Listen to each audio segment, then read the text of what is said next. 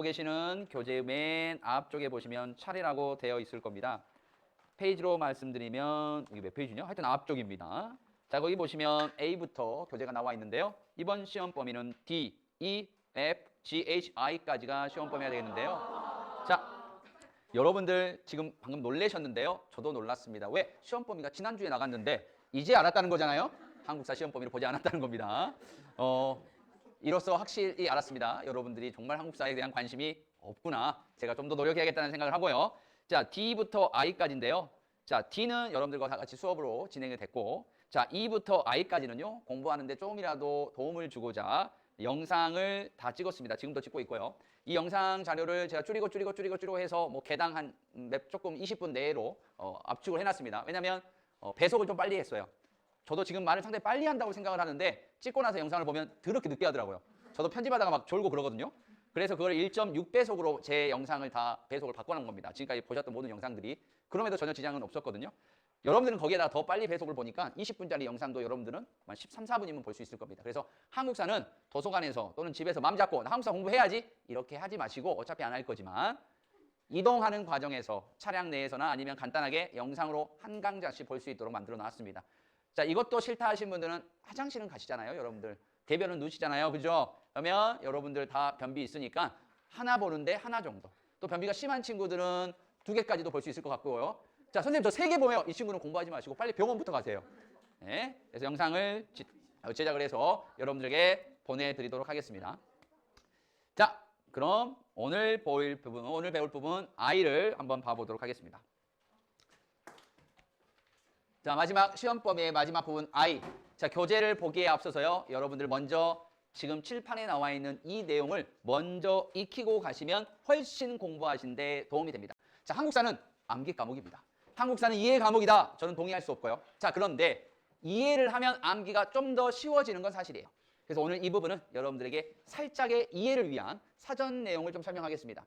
자, 오늘 배울 개항 이후 경제와 관련해서 배울 내용 중에서 중요한 연도가 있습니다. 1876년과 1882년과 1883년이 되겠습니다. 자, 1876년 가겠습니다. 일본이 운요 사건을 일으켜서 우리가 1876년에 일본과 강화도 조약을 체결합니다. 자, 강화도 조약의 정식 명칭은 조일, 수호, 조규예요. 근데 우리는 그냥 강화도 조약이라고 하죠. 그럼 1876년에 이것만 체결했냐? 아니에요. 조일, 수호, 조규, 부록도 체결했고요. 조일, 무역, 규칙도 체결했습니다. 한마디로 조일, 수호, 조규, 조일, 수호, 조규, 부록, 조일, 무역, 규칙, 일본과 3가지 조약이 체결됐습니다. 여하튼 1876년부터 일본 상인들이 우리나라에 활발하게 진출하기 시작합니다. 어디로? 부산, 원산, 인천까지만. 자, 일본 상인이 인천에서 장사를 해요. 막 물건을 팔고 있다가 인천보다는 서울이 훨씬 큰데 나 서울 가서 팔래 하고 인천에서 서울로 가려고 하는 순간 일본 상인은 서울로 갈 수가 없습니다. 그 이유는 거류지 무역 때문입니다. 네가 살고 있는 지역에서만 부산, 인천, 원산, 개항장에서만 장사할 수 있는 게 거류지 무역입니다. 자, 그러다 보니까 그럼 서울 사람들은 어떻게 일본 상인의 물건을 살 수 있느냐? 시전상인, 보부상, 객주, 여각 이런 사람들이 인천에서 일본 상인한테 물건을 떼다가 서울에 갖다 파는 거예요. 전통 상인들은 상당히 많은 이유를 남길 수 있습니다. 그러다 보니까 우리가 이렇게 결론을 내볼게요. 거류지 무역을 하게 되면요. 전통 상인들의 표정이 이렇게 밝습니다. 해피하다는 거죠. 거류지 무역은 전통 상인들에게 긍정적인 효과를 주었습니다. 1876년이었고요. 자, 이제 1882년으로 가겠습니다. 1882년에 굵직굵직한 사건들이 많습니다. 먼저 이모군란도 있고 조미수호, 조규도 있고요. 미국과의 수교도 있죠. 자, 근데 우리는 여기서 이모군란에 집중해 보겠습니다. 이모군란을 진압했던 게 청나라예요. 이모군란은 청나라가 진압해줬습니다. 청나라가 우리한테 뭐 좀 줄래? 해서 준 게 이거예요. 조청, 상민, 수륙, 무역장정입니다. 더럽게 기네요.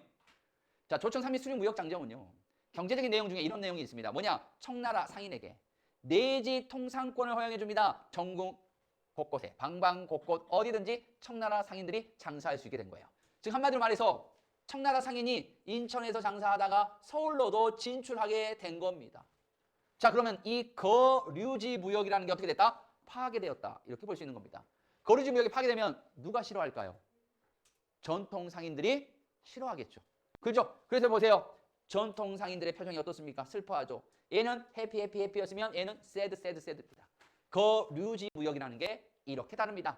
있을 때는 전통상인에겐 해피, 파괴되면 전통상인에겐 sad라고 볼 수 있다는 거죠.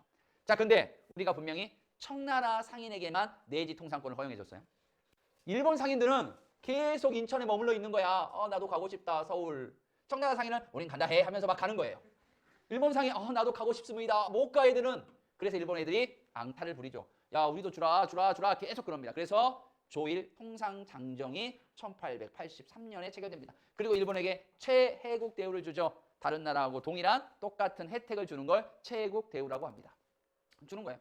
그래서 일본 상인에게도 청나라 상인에게 줬던 내지 통상권을 주는 거죠. 우리도 간다 해. 이거 아니고 가겠다 스무이 뭐 이렇게 합니다. 그럼 일본 상인도 들어오고 청나라 상인도 들어옵니다. 그럼 자연스럽게 청나라와 일본 상인과의 대립이 이루어지고 이 둘과의 대립이 결국 청일전쟁의 하나의 원인이기도 하죠. 청일전쟁이 정치적인 이유만 있는 게 아니라 이렇게 경제적인 이유도 포함되어 있습니다.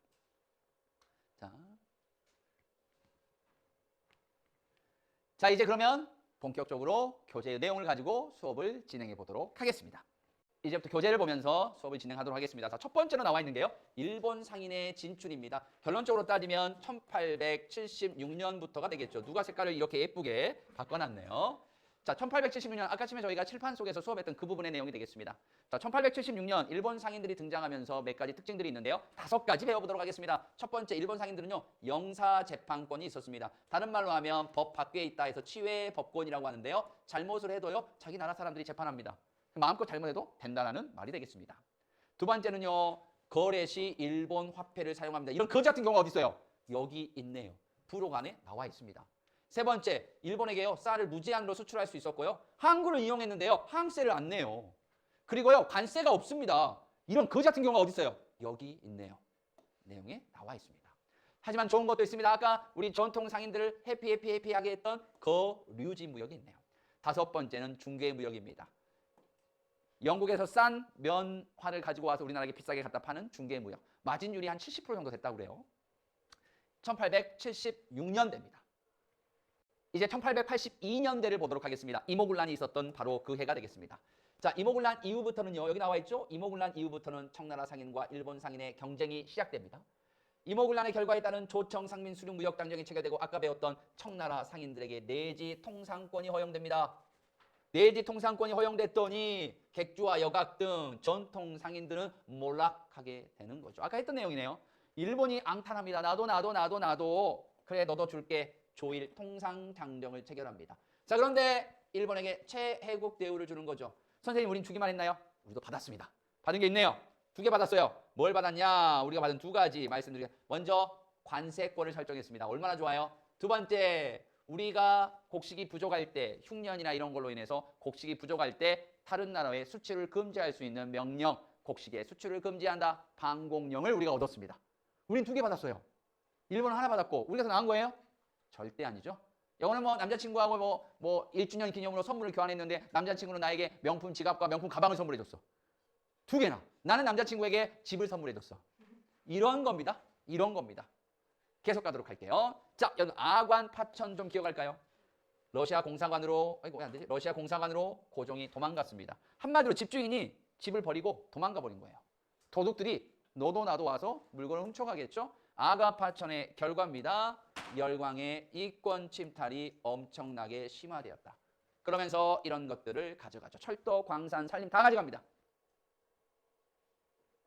자, 화폐 정리 사업만 단독으로 좀 보도록 할게요. 화폐 정리 사업입니다. 자, 누가 메가타. 1904년에 제1차 한일협약으로 왔던 재정고문 메가타입니다. 메가타 대단한 사람이죠. 일본 과거 시험을 최연소로 합격했다고 그래요. 주로 인강으로 공부했답니다. 메가스터디, 연간 회원권 끊어서 공부했다고 그래요. 영화 좋아했답니다. 주로 이용했던 극장은 메가박스. 커피 엄청 좋아했대요. 메가커피, 특히 딸기 바나나 엄청 좋아했다고 합니다. 그리고 항상 건강을 위해서 오메가3를 챙겨 먹었고요. 다 나왔나? 뭐 하나 빠진 거 있나요? 맞아요. 가장 좋아하는 아이스크림은 메가톤바. 우리 작년 수업을 정확히 기억하고 있네요. 좋습니다. 다 나왔나 이제? 다 나왔죠? 네. 메가에 관련해서는 다 나온 것 같습니다. 그런 메가타입니다. 메가타가요, 일본 제1은행에서 우리 화폐를 발행하게 합니다. 일본 제1은행에서 우리 화폐를 발행해요. 한마디로 일본 은행에서 발행한 거니까 일본 애들이 만든 일본 화폐라고 봐도 괜찮하겠죠. 일본 제1은행에서 우리 화폐를 만든다니까요. 일본 애들이 만드니까 일본 화폐 같은 개념이지. 그래서 우리의 금융을 지배하게 됩니다. 그러다 보니까 우리나라 상인들과 기업가들은 파산하게 되는 거죠. 이런 어처구니 없는 일이 이루어집니다. 그게 바로 메가톤바를 좋아했던 메가타가 추진한 화폐 정리 사업입니다. 여기 보시면 동양 척식 주식회사가 1908년에 세워졌다고 되어 있는데요. 자, 이게 뭐 하는 회사냐? 그 정도는 알아야 돼야죠. 일본이 약탈한 우리 토지를 관리하는 회사가 되겠습니다. 좋은 회사는 아니다. 나쁜 회사다. 이렇게 보시면 되겠습니다. 자, 그 다음으로 가보도록 할게요. 경제적 구국운동이라고 되어 있습니다. 경제적 구국운동. 청나라 상인과 일본 상인이 들어와서 우리나라를 약탈해 가고 있잖아요. 그럼 우리가 가만히 있겠냐? 우리도 저항합니다. 나라 살리기 위해서 경제적으로 저항합니다. 몇 가지가 있냐? 5가지가 있습니다. 자, 혹시 시험 문제 이렇게 나올 수도 있습니다. 경제적 구국운동 5가지를 쓰세요. 첫 번째, 상권 수호운동. 두 번째, 근대적 산업 자본을 육성하기 위해서 노력했습니다. 은행이나 회사 같은 거 세우기 위해서 노력했다는 거예요. 세 번째, 방공령이 되겠습니다. 아까 배웠죠? 곡식의 수출을 금지하는 권리 방공령을 실시합니다. 네 번째로는 황무지 개관권 반대 운동이 되겠습니다. 다섯 번째는 작년 수능에 나왔던 국채 보상 운동이 되겠습니다. 요거는요, 여러분들 얼굴처럼 예쁜 별을 쳐주시기 바라겠습니다. 너무 중요하죠. 안에 있는 내용을 하나하나씩 봐보도록 하겠습니다. 자, 상권 수호 운동에서는요, 우리가 2가지만 보고 갈게요. 첫 번째, 경강상인과 시전상인을 핵심으로 공부하시기 바라겠습니다. 자, 경강상인들은요, 일본 상인들이 물건을 실어 나르는 걸 독점해요. 왜? 증기선이 있었거든요. 많은 물건을 빠르게 배달할 수 있었기 때문에 본인들도 기금을 마련해서 증기선을 구입하는 등의 대책을 세웁니다. 자, 시전 상인들은요, 혼자서는 못하겠기 때문에 자기들끼리 힘을 합쳐서 황국중앙총상회를 조직합니다. 정부는 이런 것들을 또 지원을 해주고요. 자, 아까 나왔던 근대적 산업 자본 육성을 위해 노력했다. 뭐 회사나 은행 세웠다는 거예요. 자, 방공령은요, 이거는 여러분들 성공했냐 실패했냐를 보면 되는데요. 일단 실패했습니다. 오히려 한 달 전에 방공령을 일본에 알려야 된다는 규정을 지키지 않았다는 것으로 우리가 배상금까지 지급했습니다. 이건 진짜 우리가 그랬을까요? 아니죠. 우리는 분명히 했는데 일본 애들이 말을 안 들은 거죠. 네 번째로 황무지 개관권 반대 운동입니다. 이거는 이렇게 연결해 볼까요? 자, 일본 애들이 황무지 개관권을 요구했어. 그랬더니 보안회가 반대 운동을 벌였고 결국 일본이 요구를 처리하게 된 거지. 농강회사라는 걸 세워서 직접 황무지 개관을 주도하고자 했어. 자, 이걸 다시 연결해 보겠습니다. 일본 애들이 야, 너희 안 쓰는 황무지 개관권 내가 쓸게. 보안회가 이 새끼 말도 안 돼. 일본이 알았어, 그럼 안 할게. 우리가 직접 만들 거야. 농강회사. 이렇게 연결 지으면 될 것 같습니다. 국제보상운동입니다. 너무나도 중요하죠. 별이 왜 있다고 그죠? 자, 별이 모양이 너무 이상합니다. 이거가 잘 안 되나? 자, 국제보상운동입니다. 별, 너무 중요한 내용이죠. 나라의 빚을 갚자라는 운동이 되겠습니다. 우리가 일본한테 차관을 제공하면서 돈이 많아졌어요. 이 돈이요, 1,300만 원이었다고 합니다. 1년 예산이었다고 그래요. 당시 정부에. 그럼 우리나라 지금 현재 2023년을 살고 있잖아요. 2022년에 우리나라의 1년 예산이 얼마일 것 같아요? 도현이 얼마일 것 같아요? 1년 예산이. 1조요? 너무 조금 받습니다. 대한민국의 1년 예산은요, 600조입니다. 600조예요. 대한민국 대단한 나라입니다. 자, 그럼 여기서 질문. 여러분들이 쓰고 계시는 갤럭시, 저도 갤럭시를 쓰고 있는데 저도 아마 이 삼성에 어느 정도 좀 도움을 준 것 같습니다. 삼성전자가 삼성그룹입니다. 삼성그룹의 1년 매출이 얼마일까요? 삼성의 총 그룹, 모든 삼성 계열사 다 모아서. 자, 도현이 어디 휴대폰 쓰고 있어요? 삼성이, 삼성 매출에 도움을 줬네요. 얼마? 600조요? 대한민국의 1년 예산이 600조인데 삼성이 600조요? 오. 삼성의 1년 매출입니다. 영업이익이 아니고 매출이에요. 판매 금액인데요. 총 200조 정도 됩니다. 제가 어제 인터넷을 통해서 확인한 정확한 팩트고요. 그래서 우리가 그런 얘기 많이 하죠. 삼성이 무너지면 대한민국이 무너진다. 맞는 말이에요. 600조의 1년 예산 중에서 삼성전자 매출이 200조면 정말 삼성은 대단한 회사이긴 합니다. 또 기사를 보니까 삼성에서는 조만간에 한 달에 한 번씩 주 4일째를 근무한다고 합니다. 너무 부럽습니다. 월화수목 근무하고 목금토를 내리시는 거예요. 저도 삼성 가고 싶습니다. 하지만 저는 인재가 아니라서 여러분들이 열심히 공부하셔서 꼭 훌륭한 인재가 되셔서 삼성에 근무하셔가지고 주 4일째 하시기를 바라겠습니다. 보겠습니다. 그 빚을 갚자라는 건데 서상돈이 주도가 되고요. 대구에서 시작됐습니다. 이 국제보상운동을 진행하기 위해서 국제보상 기성회가 조성되고요. 모금운동은 대한매일신보의 도움을 받아서 모금운동이 전개됩니다. 정보로 확산되고 상당히 많은 금액이 됐는데 일본이 불편해하죠. 그래서 일제가 통감부를 통해서 탄압하게 되고요. 결국 실패하게 됩니다. 아쉽습니다. 선생님, 사람들이 돈이 어디 있어서 이 돈을 냈을까요? 남자들은 금연합니다. 금연해요. 여자들은 가락지, 기금속을 갖다 팝니다. 그렇게 모금한 거예요. 대단한 운동이었다. 국제보상운동이었습니다. 여기 보시면 국제보상운동에 대한 대한 내용이 나와 있는데요. 항상 하는 얘기지만 공부하실 때 이 부분을 반드시 읽고 공부하시라는 말씀을 꼭 드리고 있습니다. 근대 문문의 수용과 생활의 변화입니다. 사실 수능에 잘 나오지 않는 부분입니다. 그렇지만 우리가 이제 1학년 때는 전부 다 배웠지만 2학년 때는 좀 중요한 내용 위주로 좀 가도록 하겠습니다. 마찬가지로 시험 공부도 제가 설명한 거 위주로만 공부하시면 되겠습니다. 방문국이 뭐냐? 인쇄소가 되겠습니다. 여기서 우리나라 최초의 신문 한성순보를 발행했대요. 기기창이 뭐냐? 근대 무기를 제조하는 공장이 되겠습니다. 우정총국이 뭐 하는 곳이냐? 갑신정변이 일어났던 것 아니겠습니까? 근데 원래는 근대적 우편 제도를 실시하는 곳이 되겠습니다. 자, 철도 가겠습니다. 철도는요, 여기 보면 경인선, 경부선, 경의선이 있습니다. 이거 누가 만들었냐? 다 일본이 만들었습니다. 그럼 일본이 우리 철도 만들어줬으니까 고마운 거냐? 말도 안 되는 소리죠. 얘네들이 우리의 토지를 전부 다 약탈해서 뺏은 겁니다. 나쁜 놈들이라는 얘기죠.